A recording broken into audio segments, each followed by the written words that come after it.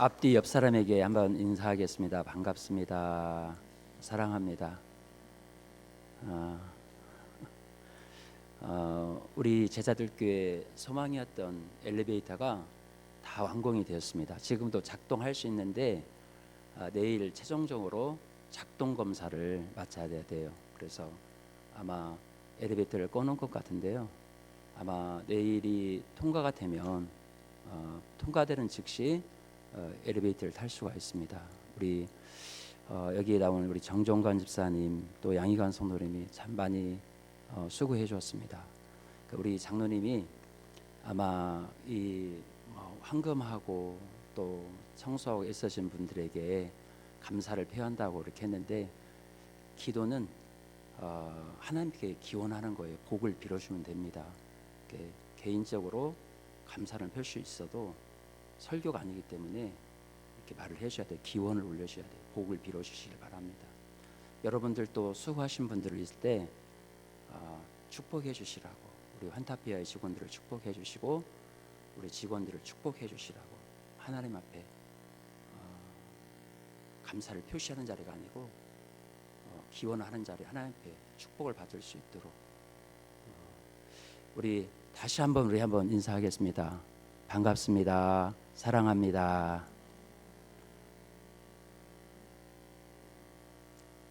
참 너무 감사해요. 엘리베이터를 볼 때마다 너무 감사해요. 가슴이 이렇게 뿌듯하고, 또 우리가 힘들고 어려울 때 우리가 이 일을 해낼 수 있었다는 것이 너무나 감사합니다.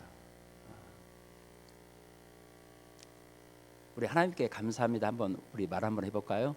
하나님 감사합니다. 이렇게 했으면 좋겠어요. 오늘날 많은 현대인들은 스포츠에 열광을 합니다. 또 많은 젊은이들이 인터넷 게임에 빠져 살죠. 여행이나 어떤 흥미로운 것을 추구합니다. 이런 것을 보면 인간에게는 즐거움을 추구하는 이 본능이 있습니다. 즐거움은 삶의 에너지죠. 사람들은 즐거움이 있는 곳에 시간을 투자합니다. 물질을 투자하죠. 어떤 사람은 자신의 전부를 투자합니다. 즐거움이 있는 곳에 사람들이 모여들죠. 또 즐거움의 상태를 행복이다, 이렇게 우리는 말하기도 합니다. 즐거움을 추구하는 것은 인간 내면에 숨겨진 갈망이고요. 그리고 이 갈망은 식지 않습니다. 악인들과 죄인들과 오만한 자들을 따라간 자리에서 영원한 즐거움을 찾을 수 있습니다. 악인의 삶은 처음에는 굉장히 즐거워 보입니다. 그런데요, 얼마 가지 못해서 그 즐거움은 다 사라지는 것을 보게 됩니다. 마귀는 즐거움을 추구하는 인간에게 쾌락이라는 미끼를 던집니다. 사람들은 잘못된 즐거움을 찾다가 참된 즐거움을 찾는 이 감각이 망가져 버린 것이죠. 쾌락을 추구하는 문화가 이 조성이 되었습니다. 그런 문화에 익숙하다 보니까요, 쾌락에 중독이 되어버렸습니다. 나중에는 그 문화에서 벗어나려고 몸부림을 쳐도 벗어나지 못하게 됩니다. 우리 주위에서는요, 이런 현상들을 너무나 흔하게 목격하죠.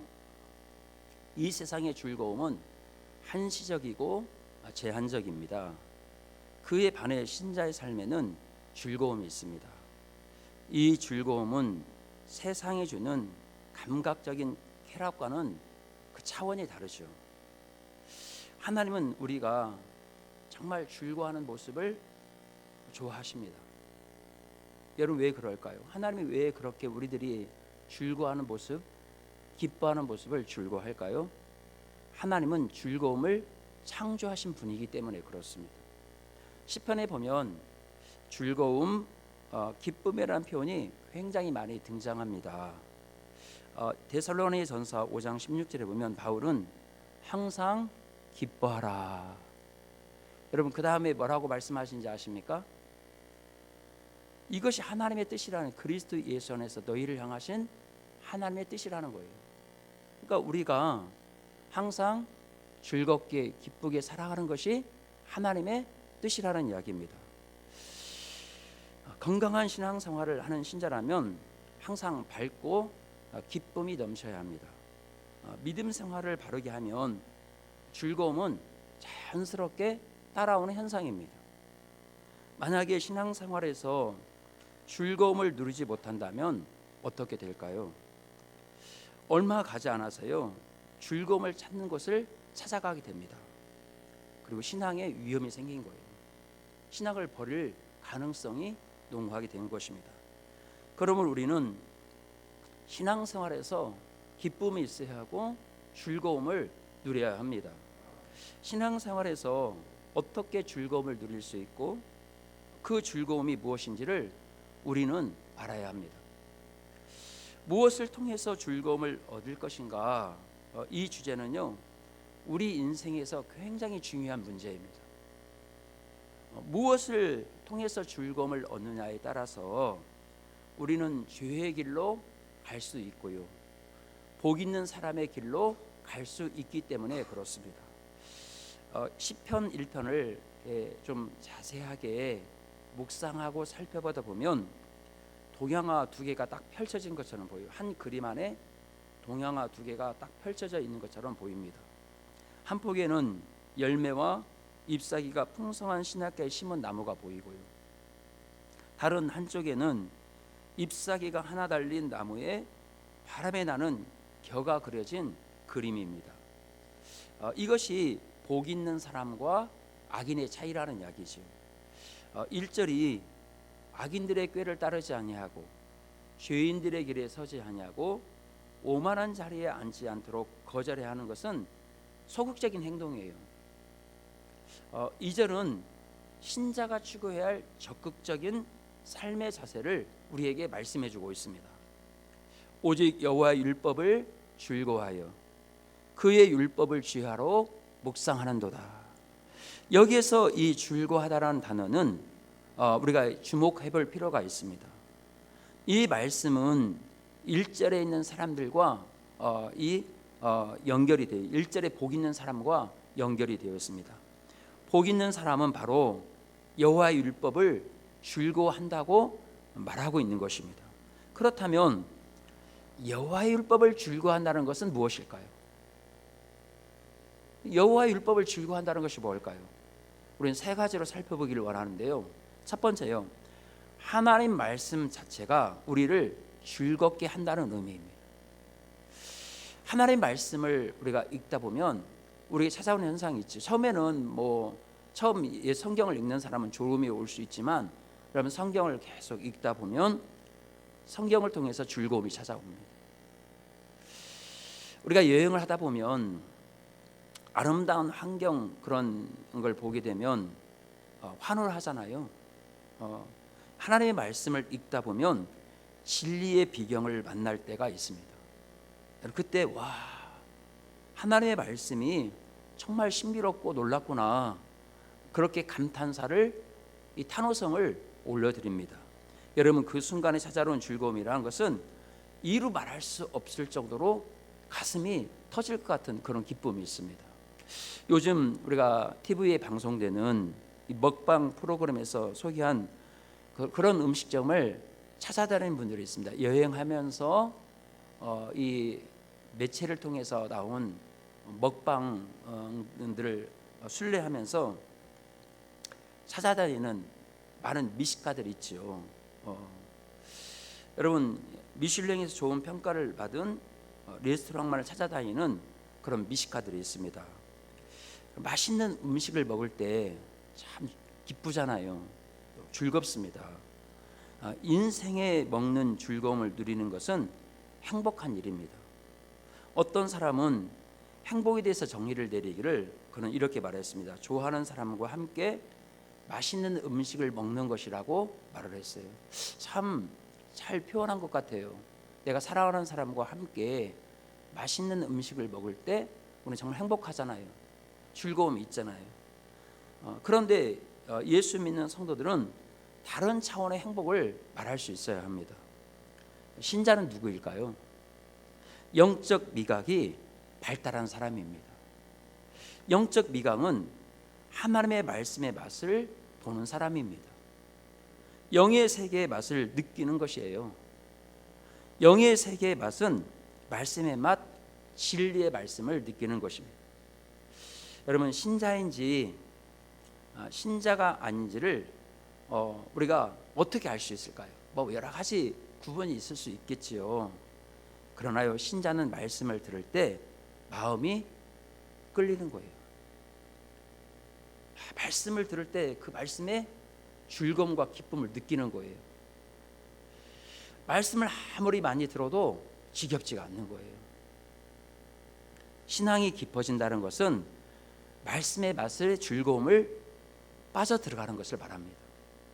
진리를 알아가는 그 즐거움에 흠뻑 젖어 살아가는 것을 말하는 것입니다. 시편 119편 103절은 이렇게 말합니다. 주의 말씀이 맛이 어찌 내게 그리 단지요, 내 입의 꿀보다 더 다나이다. 여러분, 오늘 시편 이 119편의 기자는 하나님의 말씀이 꿀송이보다 더 달다고 말을 하고 있어요. 우리가 어떤 굉장히 달 때 꿀송이를 비교를 하잖아요. 그러니까 이 맛이 얼마나 깊은 맛을 경험했는지 꿀송이보다 달다고 말하고 있는 거예요. 내 입이 자갈 같다, 말씀이 내 입술에 자갈 같다, 그렇게 말하지 않고 꿀보다 더 달다고 시인은 고백을 하고 있는 것입니다. 이 정광 목사님이라고 부르시는 계인데, 이분은 유명한 이 성경에 대한 또 믿음의 글에 대한 유명한 작가입니다. 이분은 청소년 시기에 굉장히 많은 방황을 했습니다. 그런데 말씀을 통해서 인격적으로 주님을 만나게 되었습니다. 성경을 매일의 양식으로 삼겠다고 이 중고등부 때 주님을 말씀 속에서 만나고 약속을 하고 우직하게 지켰습니다. 성경은 그에게 가장 가까운 친구였습니다. 이 성경이 정말 하나님의 성경 사랑이 하나님의 사랑이라는 사실을 깨닫게 되었습니다. 군복무 시절에도요, 이 성경의 즐거움에 빠져서 정말 성경의 맛이 꿀송이처럼 달구나, 그것을 실제적으로 자신의 인생의 삶 가운데서 경험하게 되었습니다. 연애 시절에도 야고보서를 이 사장을 4절씩 암송을 했습니다. 그리고 결혼할 때 야고보서 이 5장 전체를 다 암송하고 결혼을 했습니다. 왜 이분이 그렇게 열심히 성경을 읽었을까요? 여러분, 의무로만 생각했다면 저는요 그렇게 하지 못했을 거라고 생각이 듭니다. 성경이 주는 그 진리의 즐거움을 맛보았기 때문에 그렇습니다. 말씀이 주는 생명의 그 즐거움을 그가 깨달았기 때문에 그러는 것이죠. 여러분, 성경은 단순한 책이 아닙니다. 성령의 영감으로 기록된 말씀입니다. 이 말씀에는 하나님의 인격이 담겨져 있습니다. 따라서요, 하나님의 말씀을 대하는 것은 하나님을 대하는 것입니다. 하나님의 말씀을 묵상한다는 것은요, 하나님을 묵상하고 하나님의 임재를 느끼는 것을 말하는 거예요. 우리가 하나님의 말씀을 묵상할 때 하나님과 바른 관계를 맺게 되는 것입니다. 그리고 그때 하나님의 즐거움이 내 심장 속으로, 내 심령 속으로, 내 영혼 속으로 파고 들어오는 것입니다. 하나님의 모든 즐거움과 기쁨의 원천이십니다. 여러분, 무엇을 해야 즐거움을 얻는 것이 아닙니다. 하나님과 바른 관계를 통해서 주어진 것이 바로 즐거움입니다. 하나님을 가까이 함으로 즐거움을 얻게 된다는 이야기예요. 이것이 하나님의 말씀을 가까이 한다는 것입니다. 여러분, 즐거움은 넘치는 내 인생의 삶 가운데서 여러분 정말 즐거움이 넘치는 삶을 살아가고 있습니까? 여러분, 정말 내가 내 인생에서 즐거움이 넘치는 인생을 살고 싶습니까? 하나님과 함께 하십시오. 하나님의 말씀에 빠지시기를 바랍니다. 기쁨의 원천이신 하나님 안에서 흘러 넘쳐나오는 즐거움을 누리는 것이 세상을 이기는 진정한 힘이 되는 것입니다. 여러분, 두 번째, 여호와의 율법을 즐거워한다는 것은요, 여호와의 말씀이 우리 영혼에 깊은 만족을 준다는 것이에요. 즐거움은 만족한 상태이잖아요. 여러분, 만족한 상태가 없이는 우리가 즐거움을 누릴 수 없잖아요. 그런데 인간이 이 세상의 어떤 것으로 만족할 수 있을까요? 인간의 딜레마는요, 이 세상의 어떤 것으로 만족할 수 없다는 것입니다. 돈도, 성공도, 소유도 그 어떤 것도 사실 우리에게 만족을 주지 못합니다. 이 세상에는요, 우리를 진정으로 만족시켜 줄 수 있는 그것이 사실 없습니다. 오늘날은요, 정말 어느 때보다도 풍성한 풍요로운 시대를 우리는 살아가고 있습니다. 그런데 그 어느 시대보다도요, 불만이 가득합니다. 많은 결핍을 느끼고 있다는 이야기예요. 풍요 속에 결핍이 있다는 거예요. C.S. 루이스는 그는 이렇게 말을 했습니다. 만일 내 안에 이 세상의 어떤 경험도 결코 만족시킬 수 없는 갈망이 있다면 나는 다른 세상을 위해 시험을 받은 것이다. 그러니까 이 세상에서 내가 만족을 느끼지 못한다는 것은 다른 세상이 있다는 것을 우리에게 말씀해주고 있다는 거예요. 반증이라는 거예요. 이 사람 변증학자거든요. 여러분, 우리는 이 세상의 어느 것으로도 만족할 수 있는 존재가 아니라는 것입니다. 우리를 만족시키실 수 있는 분은 오직 하나님 한 분밖에 없습니다. 우리 영혼은 하나님으로만 채워져야 진정한 기쁨과 즐거움을 누릴 수 있는 것입니다. 그래서 시편 이 110편 저자는 이렇게 말을 합니다. 사람이 많은 탈취물을 얻은 것처럼 나는 주의 말씀을 즐거워하나이다. 여러분, 시편 기자는 수많은 전쟁터에서 승리를 거두면서 많은 이 탈취물을 얻었습니다. 전쟁에서 이기고요, 전리품을 얻었습니다. 아마 전쟁에 승리해서 전리품을 얻게 되었을 때 굉장한 즐거움이 있었을 것입니다. 그런데요, 그는 이런 즐거움보다 주의 말씀이 주는 즐거움이 더 크다고 지금 고백하고 있는 것입니다. 하나님의 말씀을 묵상하다 보면 우리 영혼이 만족함을 경험하게 된다는 것입니다. 말씀을 깨닫는 순간이 찾아오는 그 어떤 것도 비교할 수가 없다는 이야기입니다. 정말 우리는 하나님의 말씀으로 배부름을 경험해야 돼요. 그래서 주님께서 우리에게 말씀하죠. 사람이 떡으로만 살 것이 아니요 하나님의 말씀으로 산다고 우리에게 말씀하고 있는 거예요. 우리가 육적인 양식을 통해서 우리의 허기진 배를 채우는 것처럼 우리 영혼은 반드시 하나님의 말씀으로 채워져야만 우리가 진정한 즐거움을 경험할 수 있는 거예요. 말씀이 우리 영혼이 채워질 때 우리는 비로소 세상적인 힘을 거부할 수가 있는 거예요. 욕구의 힘을 물리칠 수 있는 것입니다. 영혼이 말씀으로 만족할 때 다른 욕구들을 이겨낼 수 있는 것입니다.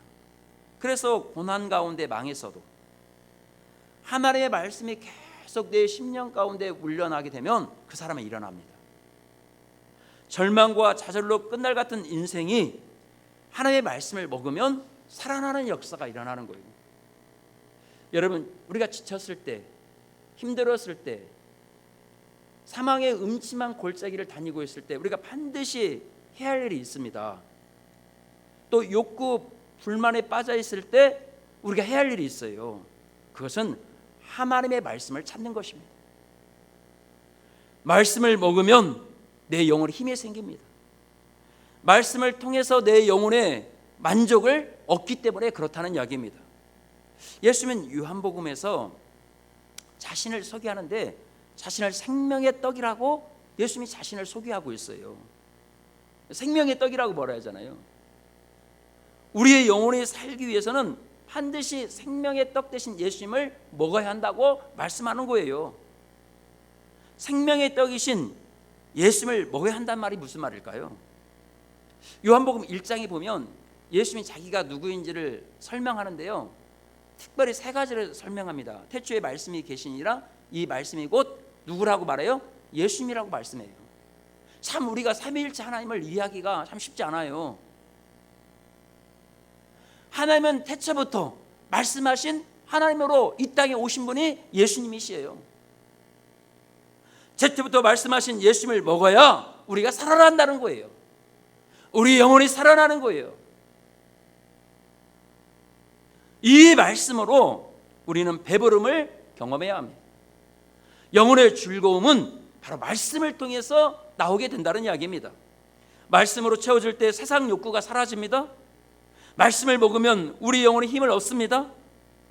지쳐도 승리할 수가 있습니다.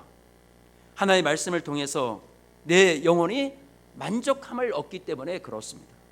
세 번째요, 여호와의 말씀을 즐거워한다는 것은 말씀을 따라 순종하며 살아갈 때 주어지는 열매를 즐거워한다는 것입니다.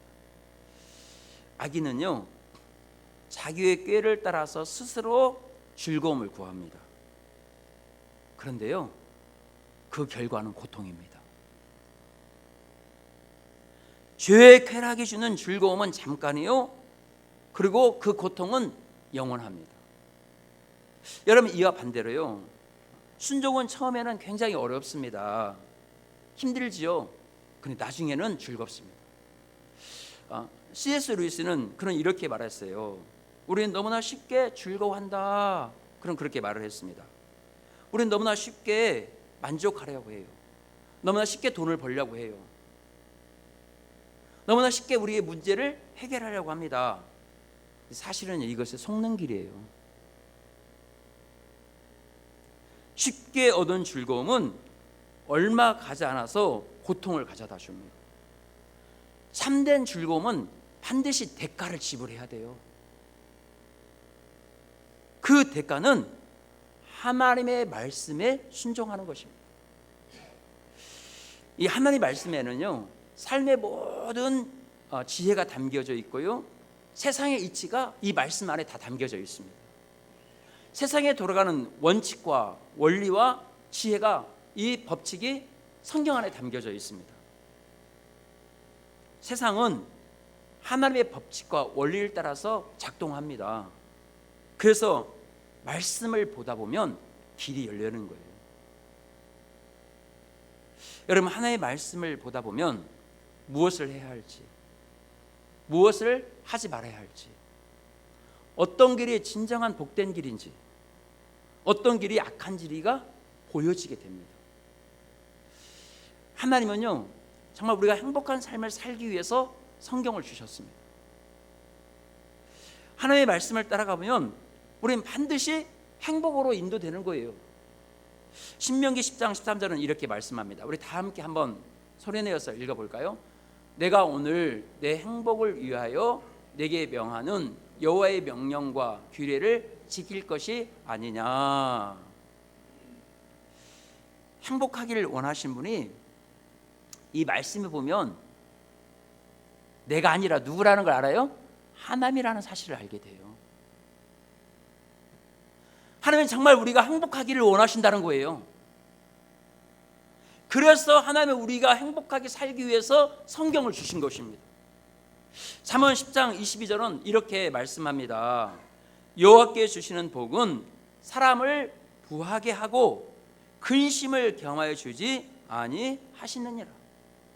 하나님 우리에게 참된 부를 누리기를 원하시는 분이십니다. 그런데 왜 사람들이 근심할까요? 왜 사람들이 고통할까요?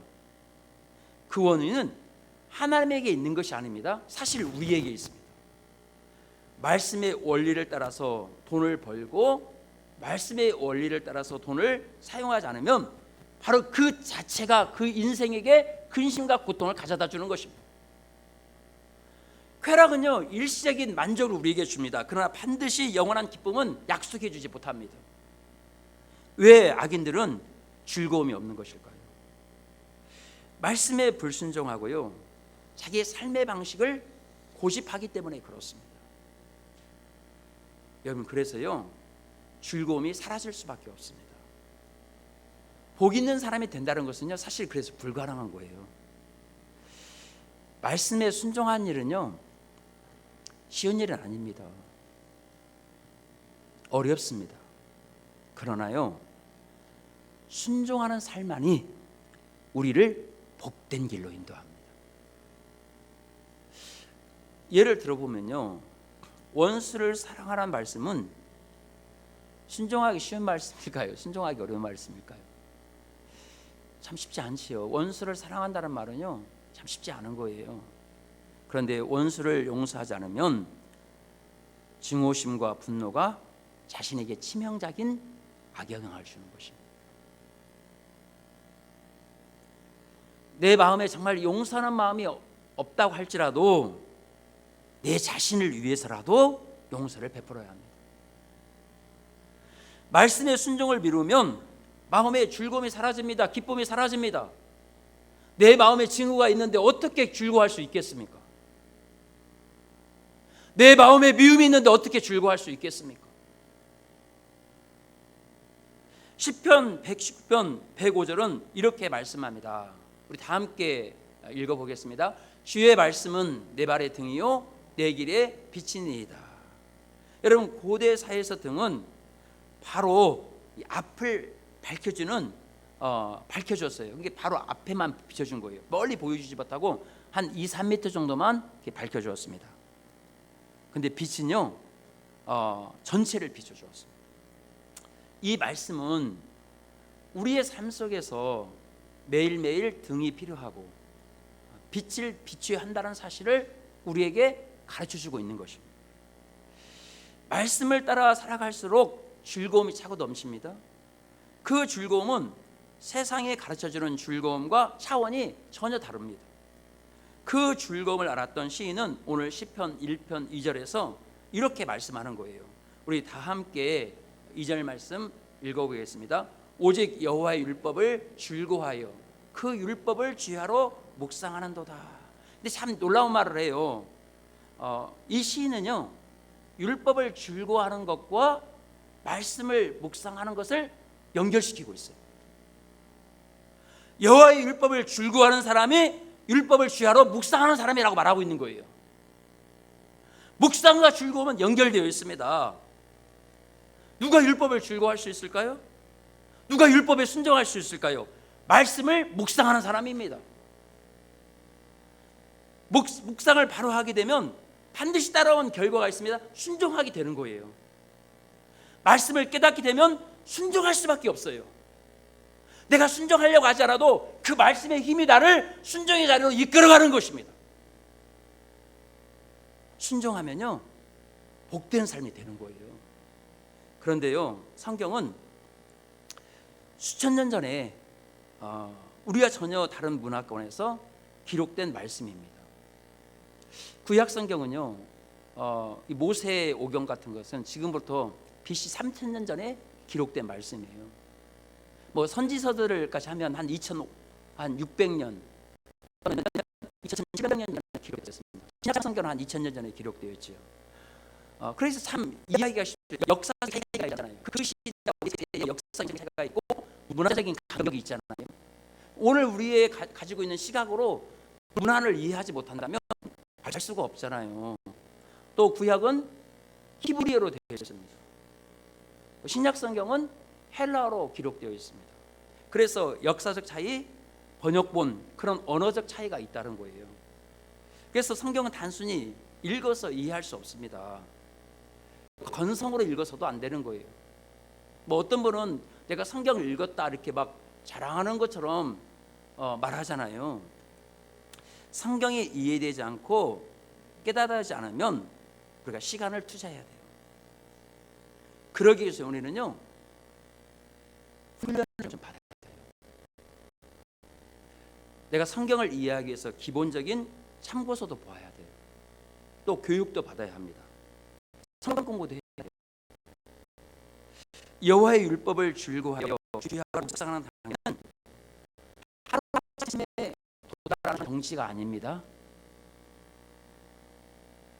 말씀의 진짜 맛을 경험하려면 수고가 필요합니다. 여러분, 신적인 언어를 이해하려면 또 성령의 도우심이 필요해요. 그래서 기도가 필요합니다. 여러분, 오랜 신앙생활을 해도요, 매일 말씀하고 날마다 말씀에 이끌리지 않는다면 자기의 생각과 자기의 주장과 뜻과 고집대로 살아갑니다. 그때 악인이 되는 거예요. 따로 악인이 있는 것이 아닙니다. 여러분, 시편 1편에서 이야기하는 악인은 하나님의 말씀이 자기 가슴의 중심에 없는 사람을 말하고 있는 거예요. 하나님의 말씀을 즐거워하지 않고요, 주야로 묵상하지 않는 사람이 악인이에요. 그들은 자기 고집대로 살아갑니다. 자기 고집을 꺾지 않습니다. 그러면 어떻게 우리가 묵상해야 할까요? 묵상하려면 가장 먼저 해야 할 일이 성경을 읽는 것에 시작되는 거예요. 성경을 읽지 않고는 묵상이 될 수 없습니다. 이것이 기본이에요. 말씀을 읽는 습관을 들여야 돼. 내가 시간이 날 때마다 규칙적으로 매일매일 삶 속에서 말씀을 읽어야 합니다.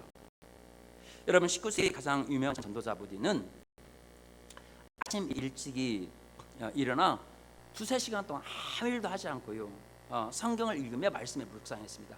여러분, 20세기에 이 미국에서 가장 위대한 이 설교자 부흥사가 바로 이 무디라는 사람이에요. 이 사람은요, R.A. 토레이라는 이 목사님이 계시는데, 그분이 이렇게 말했어요. 하나님의 무디를 그렇게 위대하게 쓰셨는가에 대해서 그는 이렇게 말했습니다. 무디는 다른 식구들이 일어나기 전에 홀로 구석진 골방에 가서 오직 하나님의 말씀만을 붙잡고 여러 시간을 보낸 것이 그를 그렇게 위대한 사람으로 만들었다고 말을 합니다. 무디는요, 초등학교 나오지 못한 사람입니다. 배우지 못한 사람이에요. 그는 구두 수성공이었습니다. 구두를 짓는 사람이었습니다. 그러나 성경을 매입고 읽고 실험했더니 유명한 전도자가 된 거예요. 수많은 사람이 그가 설교할 때 주님께 돌아오는 생명의 역사가 일어났습니다. 이처럼 묵상하려면 성경을 규칙적으로 읽어야 합니다. 성경은요, 우리의 참 모습을 보여줍니다. 묵상은요, 내가 성경을 읽고 내가 판단하는 것이 아닙니다. 말씀이 나를 사로잡는 단계예요. 참 역설적이에요. 내가 성경을 읽지만 나중에는 성경이 나를 내 참모습을 보게 해요. 말씀에 의해서 내 자신이 분해되고요, 깨어지고 사로잡히는 단계를 말하는 것입니다. 말씀을 묵상하다 보면 정말 말씀에 압도당하는 것을 보게 되는 거예요. 말씀이 내 영혼에 깊이 들어오면 내 삶의 중심에 말씀의 중심을 자리를 잡게 되는 것입니다. 여러분, 그때요, 내 영혼이 살아납니다.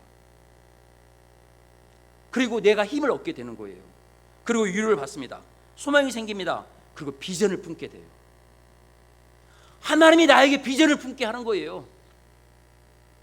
그리고 다른 사람이 다 안 된다고 말해도 그 사람 눈에는 된다고 하는 역사가 일어나는 거예요. 그럼 평생 하늘의 사람으로 살아가는 것입니다. 그래서 엉뚱한 것에 인생의 즐거움을 찾아서 헤매는 사람이 되지 않습니다. 말씀의 진정한 기쁨이요 진리임을 알기 때문에 그렇습니다. 이처럼 말씀은 우리의 생각을 바꾸어 놓습니다. 우리의 마음을 바꾸어 놓는다는 것입니다. 여러분, 일상생활에서 묵상하는 습관이 형성이 되면요, 우리의 삶은 저절로 형통한 길로 가게 돼요. 그리고 복된 길로 가게 되어 있습니다. 말씀을 맺습니다. 말씀을 즐거워하는 신앙생활이 유일한 답이에요. 다른 게 답이 없습니다. 말씀을 즐거워하면 세상의 어떤 유혹도 거뜬히 이겨낼 수 있습니다. 하나님의 말씀이 정말 우리의 영혼을 사로잡으면 세상의 말초적이고요, 감정적인 즐거움에 인생을 낭비하지 않습니다. 내 인생이 꼬여 있습니까? 내 인생의 삶이 무겁고 힘이 듭니까? 모든 거 다 내려놓고 싶고요, 포기하고 싶을 때가 우리가 종종 일어날 때가 있죠. 여러분, 다른 데 해답이 없습니다. 말씀으로 돌아가야 합니다. 말씀을 따라가면 팍팍하고 손에 잡히지 않는 것 같고 해결책이 없는 것처럼 보이지만 반드시 풀어지게 됩니다. 여러분, 말씀의 매력에 푹 빠지시기를 바랍니다. 말씀을 사랑하기를 바랍니다. 말씀에 머물러 있기를 바랍니다.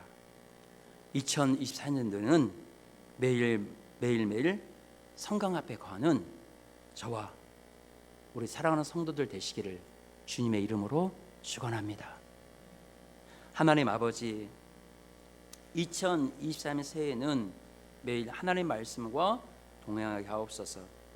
말씀을 읽고 묵상하는 사람이 그런 즐거움을 경험하도록 축복해 주옵소서. 그리고 그 말씀에 순종하는 사람 되게 하옵소서. 예수님의 이름으로 기도합니다. 아멘.